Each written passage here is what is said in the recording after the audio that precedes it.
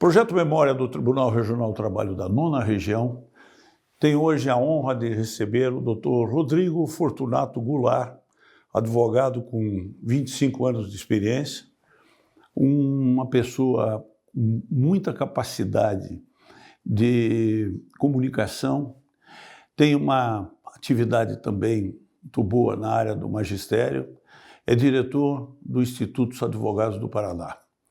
E temos a honra de recebê-lo, como já afirmei, e agradeço desde logo em nome do nosso presidente, desembargador Célio Horst Baldauf. Doutor Rodrigo, muito boa tarde. Boa tarde, Hernani, agradeço o convite e muito honrado estar aqui no nosso Tribunal Regional do Trabalho da 9ª Região.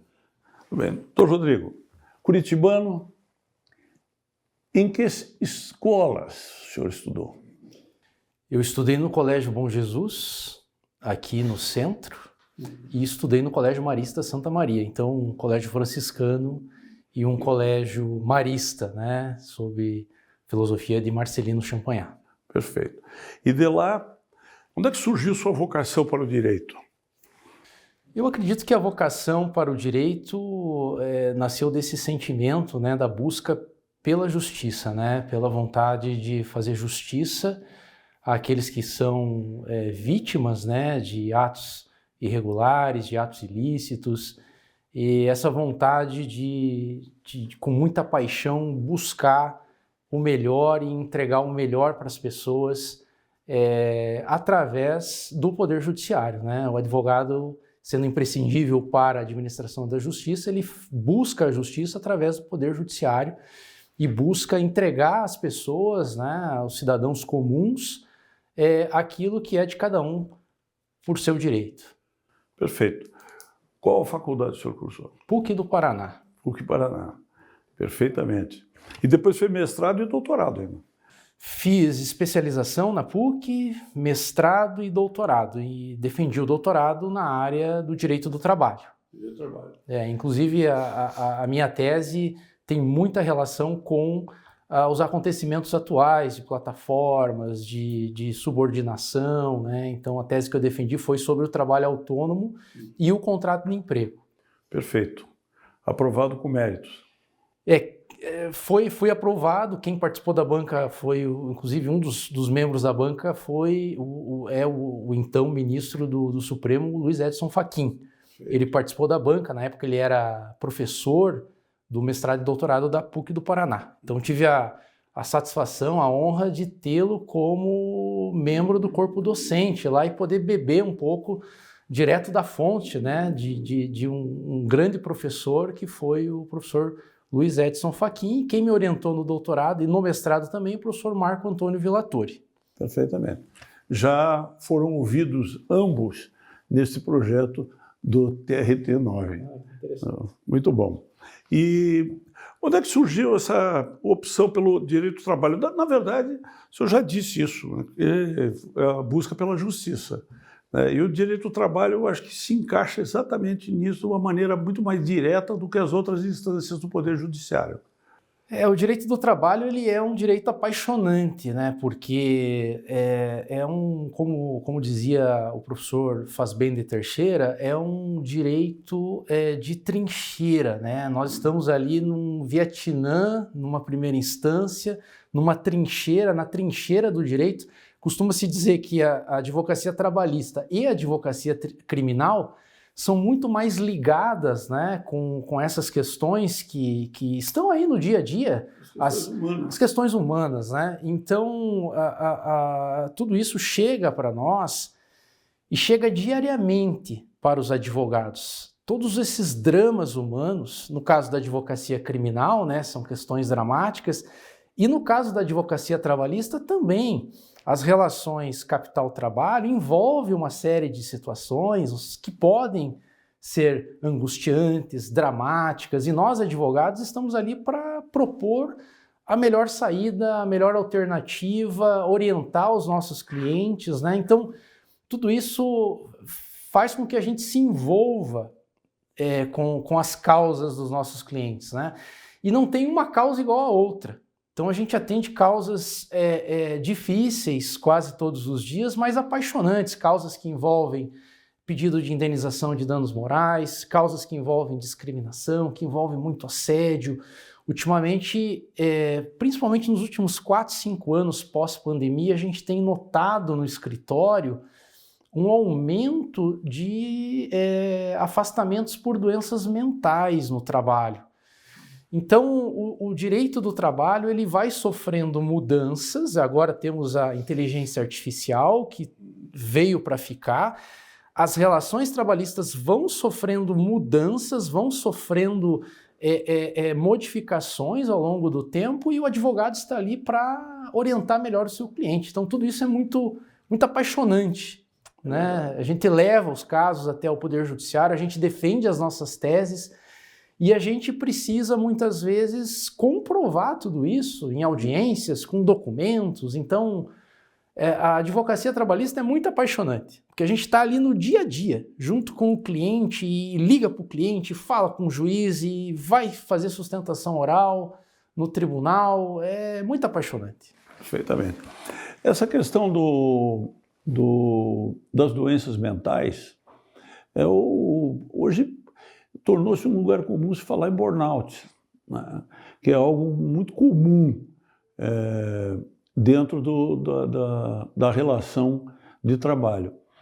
Isso se deve ao que especialmente, doutor Rodrigo? Eu ainda não sei te responder, mas eu desconfio de algumas coisas. Acredito que a tecnologia intensificou o trabalho, né? Dizia-se que a tecnologia iria libertar-nos do trabalho, iria gerar um ócio maior e tal, mas para algumas profissões, para algumas circunstâncias específicas, ela acaba intensificando o trabalho. Vou dar um exemplo aqui, as pessoas que trabalham com teleatendimento, né? Antigamente você atendia o telefone aqui, né? Atendia, desligava. Os maiores problemas eram em relação à síndrome de túnel do carpo, tendinite, bursite. E hoje não, o atendimento não é necessariamente com as mãos, é com headset, é pelo WhatsApp, e o número de atendimentos é infinitamente maior do que antigamente, mas infinitamente maior mesmo. Então, muitas pessoas acabam adoecendo, porque existe uma intensificação das cobranças, uma intensificação das metas. Antigamente, a gente ligava pelo telefone, fazia a cobrança para o funcionário, né? O funcionário era cobrado e tudo, e só iria conversar com o trabalhador, às vezes no dia seguinte, às vezes 2, 3 dias depois, e hoje passam-se as metas, muitas vezes pela manhã e à tarde o gestor já está cobrando. Então a intensificação do trabalho me parece, Hernani, que aumentou muito nos últimos tempos por causa da tecnologia. Perfeito. Há também um avanço nas queixas de assédio? Eu acredito que tem, veja, os problemas e as doenças mentais, elas, ao longo dos últimos anos, a visualização desse problema foi passando por atenuações. Então, digamos assim, parece-me que no início do século, as pessoas que eram alcoolistas, as pessoas que tinham problemas mentais eram vistas com certo preconceito pela sociedade. Eu não sei te responder se aumentou o caso de assédio, mas me parece que hoje as pessoas não estão com tantas restrições para contar para os outros e para os seus advogados que estão sofrendo um assédio, que sofreram uma discriminação.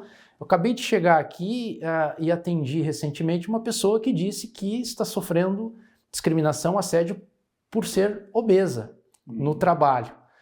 Então assim, parece que as pessoas estão se sentindo um pouco mais à vontade de comentar esses casos, porque esses casos de problemas mentais já não estão sendo vistos pela sociedade com tanto preconceito como era antigamente. É a minha avaliação. Perfeito.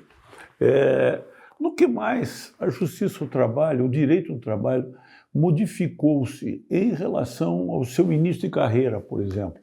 Inclusive, houve uma ampliação de competência durante esse período, né? Então...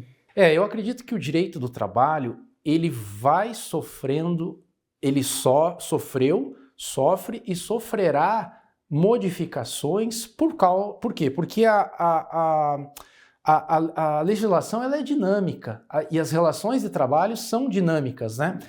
No começo da minha carreira havia muitos pedidos, por exemplo, de horas extras.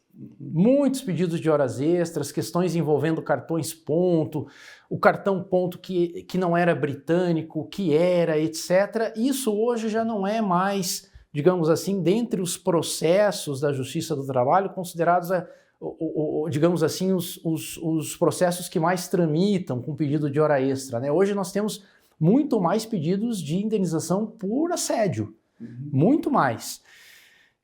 O que a gente tem hoje, então no passado não havia tanto controle em relação a horas extras, hoje isso já mudou, a gente tem o avanço da tecnologia, as empresas avançaram em relação a controles de jornada que estão muito mais efetivos, né? Então, ao longo desses últimos anos, a gente pode perceber que me parece que as horas extras já não são mais tão requeridas na Justiça do Trabalho, né?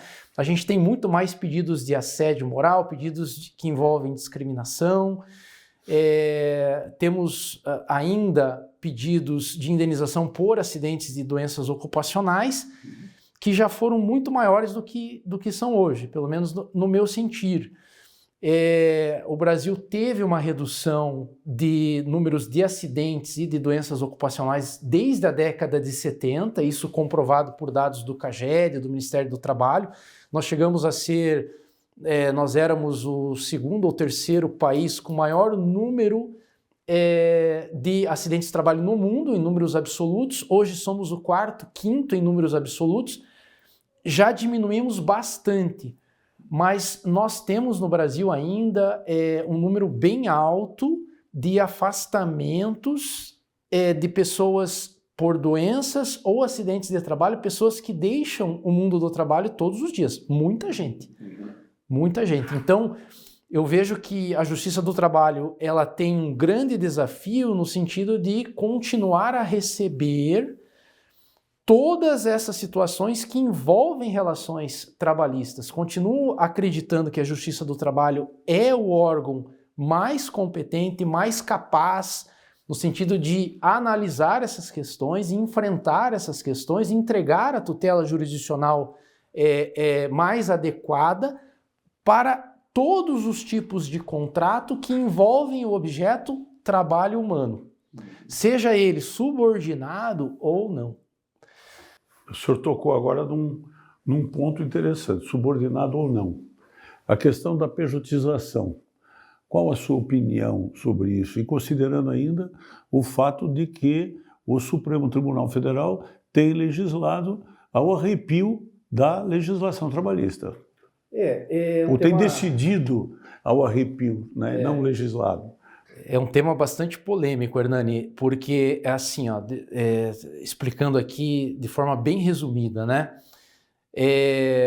O legislador, lá na reforma trabalhista de 17, tentou implementar para alguns trabalhadores altamente qualificados a possibilidade deles, aspas, escolherem, né, a forma de contratação, se é elitista, se pejotizado, etc.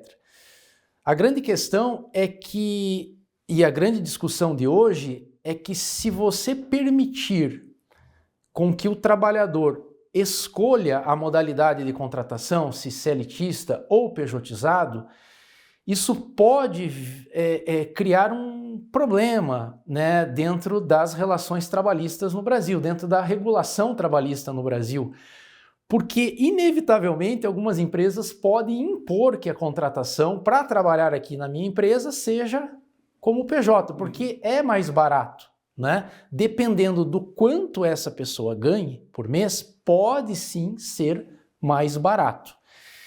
E aí me vem à mente lá o ano de 1966, quando o Ricardo Campos criou o Fundo de Garantia por Tempo de Serviço, o Roberto Campos, o Ricardo Campos é o neto, né?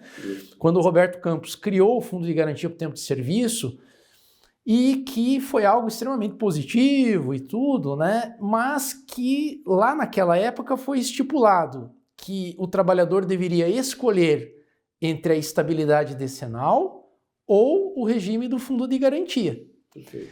E aí o que acontece? Apesar das fichas de registro antigas constar lá, trabalhador contratado na data tal, etc, etc, optando pelo regime, aí ficava em branco, né? Aí você preenchia FGTS ou estabilidade decenal. Ora, praticamente 100% dos novos contratos foram opção, digamos assim, FGTS. Então a empresa só contratava se a opção fosse FGTS. Voltando para o nosso caso aqui, entre ser CLTista ou PJizado, o receio é que se o Supremo autorizar a possibilidade do empregado de boa-fé optar entre os regimes, e ele optando pela pejotização, se isso não vai excluir direitos fundamentais que estão previstos na Constituição, que são devidos a todo trabalhador, como fundo de garantia, descanso semanal remunerado e por aí vai. Qual que é a maior reclamação de quem é pejotizado? Eu atendo muitas pessoas no escritório que me procuram, que são pejotizados, que ganham bem ali, ganham acima de 15 mil reais. A maior reclamação é a estafa profissional. Essas pessoas ganham um valor, emitem a nota fiscal, ganham um valor um pouco acima, mas elas não têm horário de trabalho, não têm limitação da jornada de trabalho.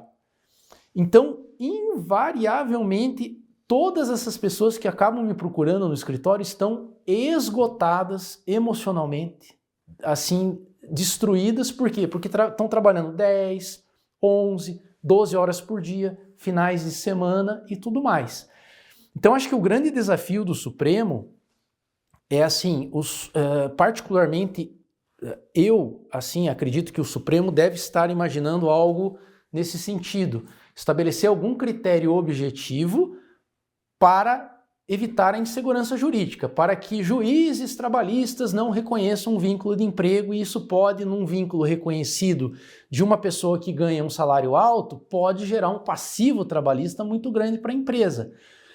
Mas eu acho que existe um perigo aí de o Supremo eventualmente fixar um critério objetivo para esses trabalhadores pejotizados, como, por exemplo, ganhar acima de 15 mil reais. Porque daí você pode criar dois tipos de trabalhadores. Um trabalhador sem direitos trabalhistas, pelo simples fato dele ser um trabalhador de sucesso, uma pessoa que está ganhando mais pela sua competência, e então você deixa fora de qualquer tipo de proteção, e digo mais, a proteção mais importante, que é a limitação da jornada. Você deixa ele de fora da proteção, então você cria dois tipos de trabalhadores. Acredito que esse é o grande desafio do Supremo. Se o Supremo for definir critérios objetivos para fixação do trabalhador pejotizado, como é que nós vamos ter um trabalhador sem direitos nenhum e outros trabalhadores com direitos? Aí você cria um outro problema, sabe qual é? Um terceiro problema. O problema da concorrência desleal. Porque você vai ter empresas com grande parte das pessoas registradas, recolhendo os impostos, trabalhando certinho, pagando o fisco, e você vai ter empresas que não. Vai estar todos eles fora de proteção previdenciária e tudo. Então, como é que fica essa situação da concorrência entre empresas? Porque o trabalho é custo, né? Perfeitamente. Essa reclamação ao Supremo se transformou numa prática muito comum, algo que nós não víamos há 3, 4 anos passados, né? Algo que surgiu após a pandemia. Como é que o senhor vê para ter uma invasão de competência do Supremo em relação ao TST? Eu acredito que sim. E eu acredito que o Supremo não deveria revisitar fatos e provas e cassar decisões da Justiça do Trabalho. Eu acredito que em alguns processos o Supremo possa sim ter se equivocado. Porque, primeiro, volto a dizer, a Justiça do Trabalho é a justiça competente e é a que está mais preparada há 80 anos, pelo menos, para julgar vínculos de emprego, para analisar vínculos de emprego, e a Justiça do Trabalho é extremamente responsável por isso, com esses processos. Extremamente criteriosa. Faz análise documental, faz análise de prova testemunhal, faz o interrogatório das partes, analisa a questão da boa-fé ou não.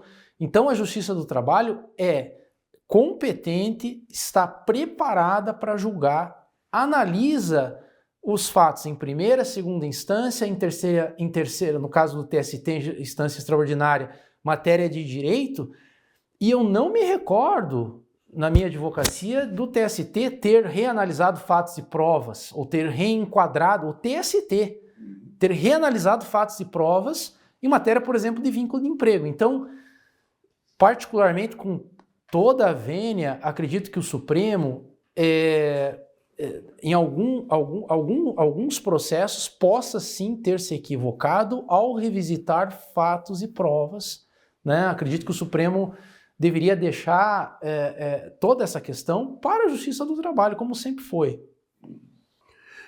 Volta e meia há um movimento de que a Justiça do Trabalho seria dispensável dentro das esferas da justiça brasileira. Isso seria um retrocesso de que magnitude, doutor Rodrigo? Olha, a Justiça do Trabalho é imprescindível. Ela é imprescindível para o sistema de justiça brasileiro. E ela não é uma exclusividade brasileira, né? Nós temos em outros países, inclusive em países de tradição anglo-saxã, câmaras trabalhistas, turmas especializadas em matérias trabalhistas, dentro dos Estados Unidos, que são muito citados, né? Existem nos estados, no Texas, na Flórida, tal, câmaras específicas para julgar matérias trabalhistas. Então, a Justiça do Trabalho, ela cumpre um papel muito relevante dentro do Brasil, dentro do nosso sistema de justiça, porque ela é uma justiça altamente especializada. Ela dirime os conflitos e ela não está aqui apenas para dirimir os conflitos provenientes de problemas de trabalhadores, Hernani. Muita gente acha que a Justiça do Trabalho só está aqui para dirimir esse tipo de conflito, mas a Justiça do Trabalho analisa dezenas de outros assuntos que envolvem também empregadores, que muitas vezes precisam da Justiça do Trabalho. Precisam para a abertura de um inquérito, por exemplo, de questões envolvendo trabalhadores que furtam, né? Você precisa ali, por exemplo, abrir. Eu, algum tempo atrás, abri reclamatória trabalhista pelo empregador, para poder convalidar uma justa causa. Então, a Justiça do Trabalho não analisa apenas pedidos de trabalhadores, né? Ela é imprescindível, ela recolhe os seus impostos, apesar de que nós não podemos olhar para ela unicamente sob o ponto de vista econômico, né? Ela não está aí exclusivamente para isso, para recolher INSS ou imposto de renda, mas além de recolher esses valores, a Justiça do Trabalho presta um trabalho imprescindível para a sociedade. Imagine, sem a Justiça do Trabalho, como que nós iríamos levar essas causas extremamente sensíveis? Não que os outros ramos da justiça não sejam importantes, mas os juízes trabalhistas são altamente preparados, e trago inúmeras decisões do meu escritório de processos que foram julgados improcedentes, de trabalhadores que não ganharam as suas ações, né? Então assim, atribuir à Justiça do Trabalho esse papel de que ela seria pró-trabalhador ou contra as empresas, isso não procede de forma alguma. A Justiça do Trabalho sempre fez análises criteriosas dos processos, juízes são extremamente preparados e acredito que quem acaba dizendo esse tipo de informação, disseminando esse tipo de informação, é porque está desinformado mesmo. Perfeitamente. Doutor Rodrigo, dentro da sua advocacia, nesses 25 anos, deve ter passado pelas suas mãos causas muito interessantes. E gostaria que citasse alguma uma ou mais de uma, que a gente pudesse ver qual o tipo de circunstância que ela envolveu para se tornar uma causa, digamos assim, memorável. Olha, eu já tive muitas causas, tanto de reclamantes quanto de reclamadas, de empresas, né? Todas as causas são memoráveis, porque nenhuma causa é igual a outra. Todas elas envolvem um grau de dramaticidade, de paixão, de envolvimento, e todas elas, sem sombra de dúvida, dariam um capítulo de um livro. E de todos os advogados. Isso não é exclusivo meu, mas de todos os advogados trabalhistas, causas que a gente tem que muitas vezes fazer uma reviravolta, né? Tentar remediar, perde em primeira instância, tenta remediar no tribunal, mas assim, tem sempre aquelas mais marcantes, né? E para mim as mais marcantes são as causas de acidente de trabalho. Essas são muito marcantes, as causas que envolvem assédio sexual são marcantes. Infelizmente, muitas delas a gente não pode contar por segredo de justiça. Mas assim, eu posso contar uma que foi para mim muito marcante, que foi a causa de um trabalhador que faleceu em uma explosão numa fazenda aqui no interior do Paraná. Ele estava trocando um pneu de trator e o pneu explodiu e ele veio a falecer. Ele teve assim uma morte muito, muito sofrida, foi levado ao hospital e tudo, e ele deixou esposa e filho pequeno. E aí a empresa não teve acordo, a moça teve que sair, ela morava na chácara, né, do empregador, uma grande empresa, e ela teve que ir morar nos fundos da casa da sogra, né? E aí eu atendi, porque a gente faz um juramento, a gente atende ricos e pobres. Eu tenho na minha carteira lá, eu tenho desde companhia aérea até pessoas extremamente humildes, tenho o maior orgulho de dizer isso. E todos os advogados, garanto para você que todos os advogados também. Mas eu era uma pessoa muito humilde e eu fiz questão de ir até a casa dela no interior do Paraná e atender ela e tudo. E ela explicou a situação e disse, olha, eu já estou idosa, eu não vou durar muito e ela está aqui morando nos fundos da minha casa, não tem um cômodo, né? Eu preciso que o senhor faça algo. E aí a gente entrou com o processo e fizemos uma audiência e tudo, e na audiência de instrução, graças a Deus, a gente conseguiu um bom acordo, sabe? Mas é daqueles acordos que deixa a gente emocionado, porque se você leva o processo adiante, poderia durar 5, 6 anos, e aí a criança estava com 6 anos de idade. E aí a mãe disse para mim, eu preciso de um acordo porque o meu filho daqui 6, 7 anos, quando o processo acabar, ele já vai estar grande. Eu preciso que algo seja feito e seja feito agora, né? E graças a Deus, ao entendimento da empresa, a gente negociou e conseguimos um bom acordo. E ela conseguiu comprar uma casa para ela com o valor desse processo e foi morar na casa com o menino. Então, assim, foi uma satisfação, fiz um acordo por um valor 5 vezes menor, assim, realmente porque para mim o que importava realmente é essas coisas que não é só pelo dinheiro, é pela justiça, pela criança, né? Para levar uma tranquilidade ao cliente, né? Ao cliente, naquele momento e tal. E fazia parte dos objetivos da família, sim, né? Conseguir alguma coisa que confortasse.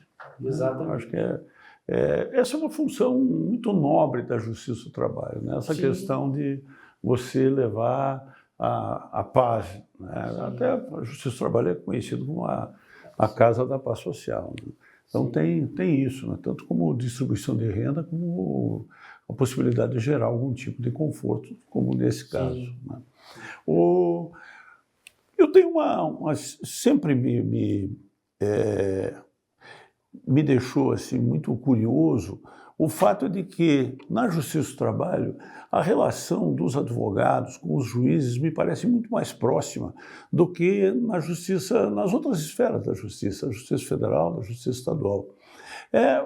O senhor acha que isso se deve a que motivo? Eu acredito, boa pergunta, eu acredito que pelo fato da maioria dos tribunais serem de médio e de pequeno porte, dos tribunais do trabalho, tá? Então, por exemplo, o Paraná o TRT9 é um tribunal de médio porte. Então, a gente tem não uma proximidade, mas a gente, normalmente, pelo fato de ser de médio porte, a gente encontra um juiz fazendo audiência aqui em Curitiba, e o mesmo juiz que eu fiz audiência em Curitiba no mês passado, eu encontrei ele em Paranaguá anteontem, tá? Então, às vezes, o juiz ele tá girando o estado, né? Então, eu acredito que seja em virtude disso. Isso não acontece necessariamente, por exemplo, TRT2, que é considerado talvez o maior tribunal trabalhista do mundo, né? São muitos e muitos juízes, porque São Paulo é um país, né? Claro. Então, mas assim, aqui especificamente no Paraná, esse seria um primeiro motivo, a meu ver, e o segundo, porque as associações, principalmente a Associação dos Advogados Trabalhistas, os institutos dos advogados do Paraná, o IAP, e a OAB, sempre mantiveram um diálogo muito proveitoso com a presidência, as presidências do nosso Tribunal Regional do Trabalho da Nona Região. A presidência sempre acolheu os anseios dos advogados dentro das possibilidades, na medida do possível, né? Então, sempre teve muito diálogo, sempre. Então, eu não me recordo de alguma situação de que o tribunal tenha desmarcado alguma reunião ou não tenha atendido algum dirigente das entidades pertencentes aí à classe dos advogados. O relacionamento sempre foi muito agradável.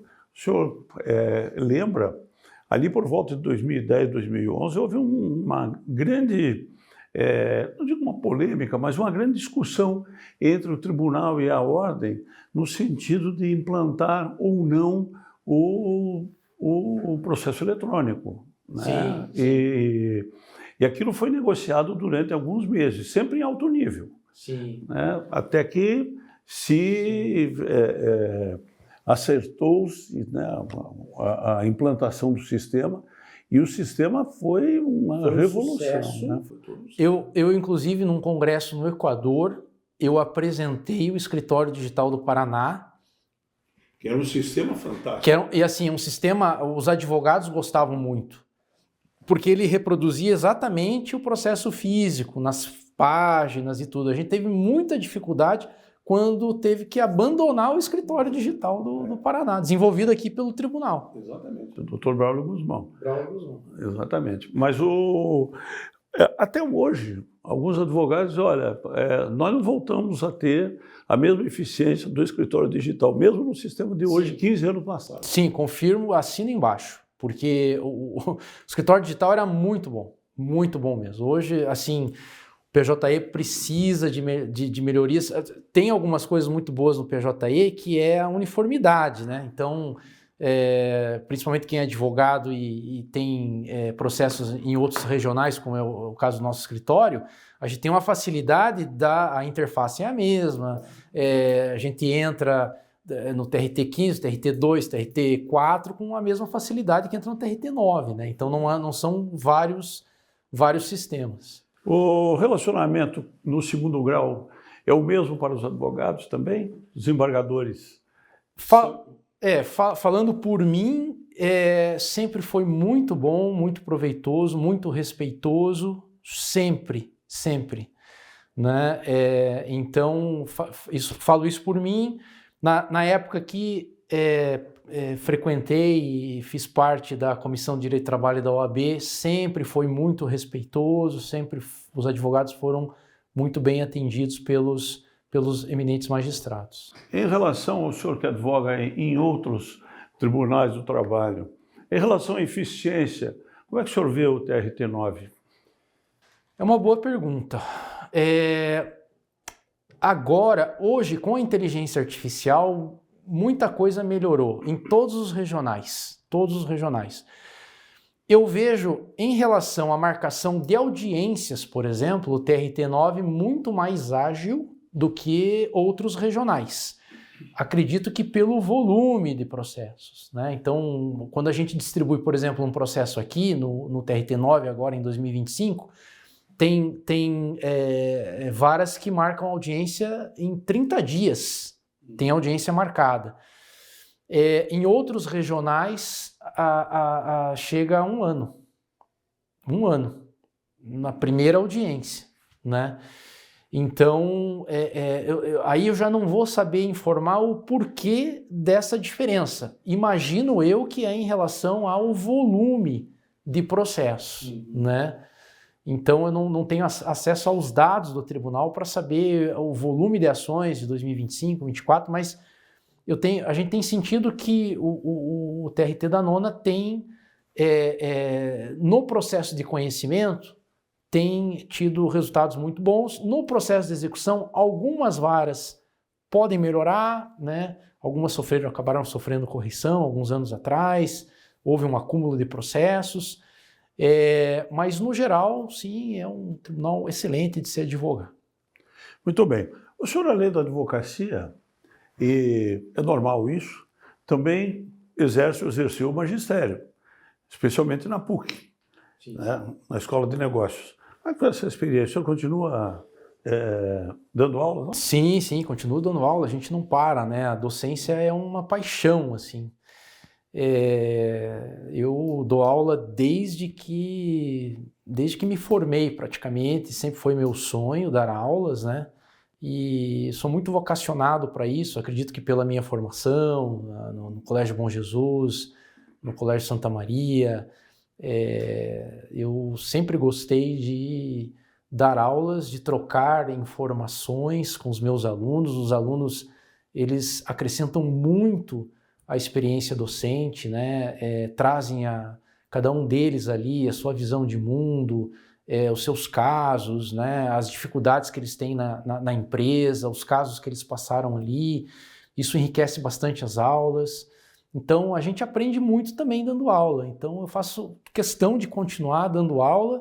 Hoje, num ritmo um pouco menor do que no passado, que eu dava aula em graduação, dei aula em graduação há muitos anos, né? Dei aula na Federal também, dei aula na UPET muitos anos, na Curitiba também dei aula, né? E hoje estou na pós-graduação da Escola de Negócios da PUC do Paraná e tenho muita honra em dar aula na PUC do Paraná.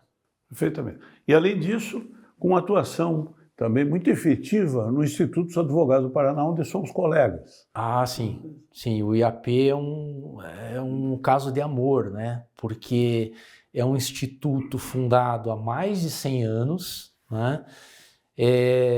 Que teve grandes nomes do direito, não só do direito do trabalho, mas do direito em geral, né? E foi fundado por ex-alunos ali da Universidade Federal do Paraná. Então, você tem ali a reunião de grandes nomes da cultura jurídica paranaense, da cultura jurídica brasileira, e não apenas advogados, porque também magistrados podem fazer parte, membros do Ministério Público. É uma grande honra para mim poder presidir ao lado de grandes advogados a diretoria do Departamento de Direito do Trabalho do IAP, né, sob a presidência do nosso querido Guilherme Lucchesi. Perfeitamente. Um ótimo presidente já no seu segundo mandato, Sim. Fazendo uma administração fantástica dentro do Instituto.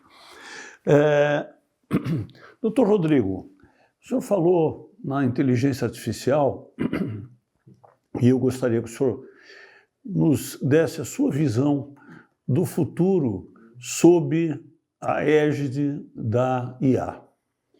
Boa pergunta, né? Eu não sou futurologista, mas acredito que o trabalho humano está prestes a sofrer grandes mudanças. Não acredito que a IA vai acabar com os postos de trabalho. Acredito que novos postos em novas ocupações, novas tarefas serão criadas, né? A grande dificuldade da tecnologia é que ela não consegue repor, ela não digo, mas o posto de trabalho que ela elimina, ela acaba deixando aquele trabalhador a ver navios, né? E o grande problema da tecnologia é que aquele trabalhador que está a ver navios, eu não consigo pegar ele, treiná-lo para trabalhar com a IA no ano seguinte, né?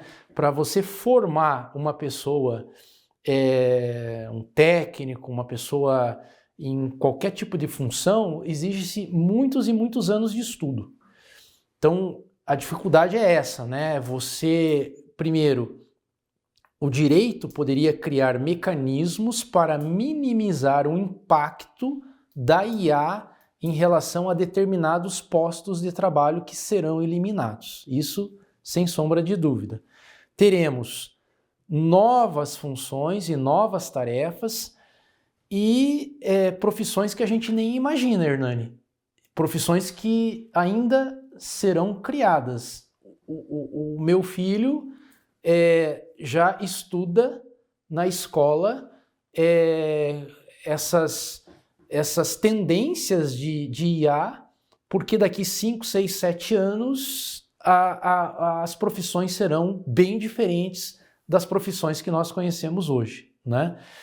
Então, assim, eu vejo, respondendo a tua pergunta, eu vejo que o futuro da IA, ela vem beneficiar a sociedade, desde que essa sociedade esteja bem preparada, desde que o mercado de trabalho esteja capacitado para poder operar essa IA, e é ali que vai entrar a Justiça do Trabalho, ela não vai acabar.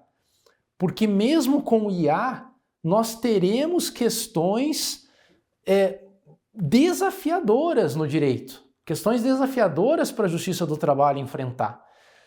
Essas situações, nós já estamos enfrentando hoje, essas situações, por exemplo, de motoboys plataformizados, são situações desafiadoras para a justiça, porque várias pessoas por aí, vários motoboys acabam sofrendo acidentes e alguns deles morrem em acidentes de trabalho.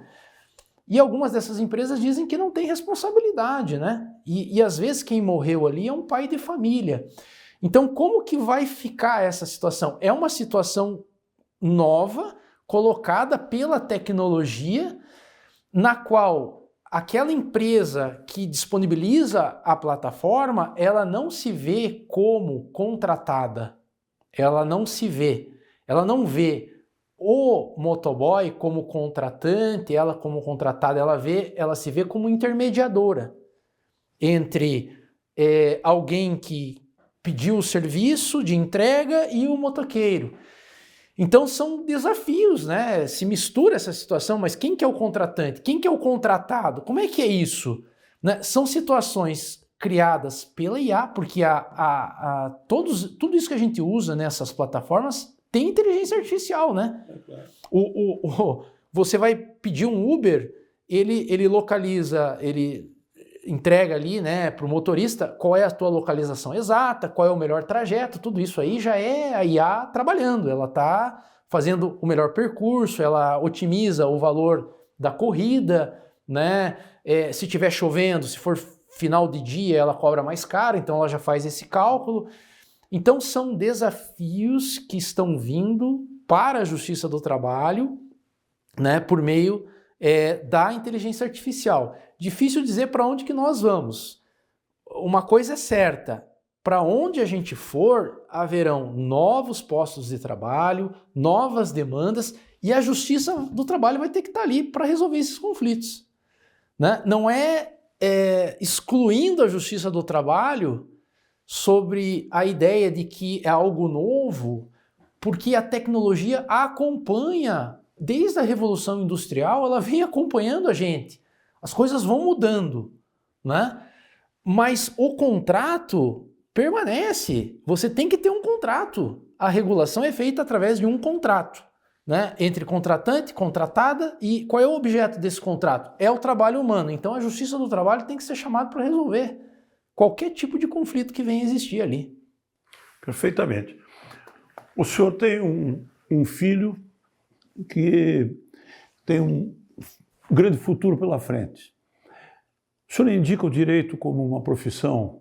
Sem sombra de dúvida, mas sem sombra de dúvida, né? A gente não tem esse poder, né, de determinar ou escolher, né, o caminho dos nossos filhos, né? Mas se um dia ele me pedir algum conselho, com certeza eu vou dizer que o direito é, sem sombra de dúvida, né, é uma das profissões mais apaixonantes, o direito à advocacia mais apaixonantes de todas, sem sombra de dúvida, né? Eu procuro exercer a minha advocacia com muito entusiasmo, paixão e coragem, né? Aqui a coragem, o advogado tem que ter muita para poder enfrentar os grandes desafios de grandes processos que a gente tem pela frente.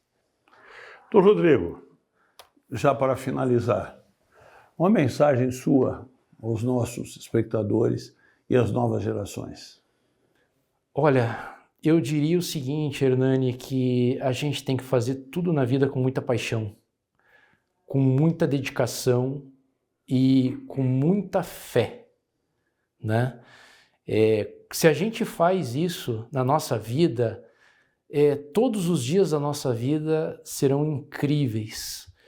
E se a gente se dedica a uma causa, como advogado, como juiz, como promotor, e faz aquilo com muita dedicação, com muito entusiasmo, com muita paixão, a vida só nos premia, sabe? Com sorrisos, com agradecimentos. Então eu diria para fazer tudo com muito amor, muita paixão, muita dedicação. Eu acho que o direito tem essa capacidade de lhe deixar realizado tanto espiritual como materialmente. Então, eu agradeço muito essa entrevista, em nome do nosso presidente, em nome de todo o TRT 9. Muito obrigado pela sua presença em nosso estúdio. Obrigado, eu que agradeço.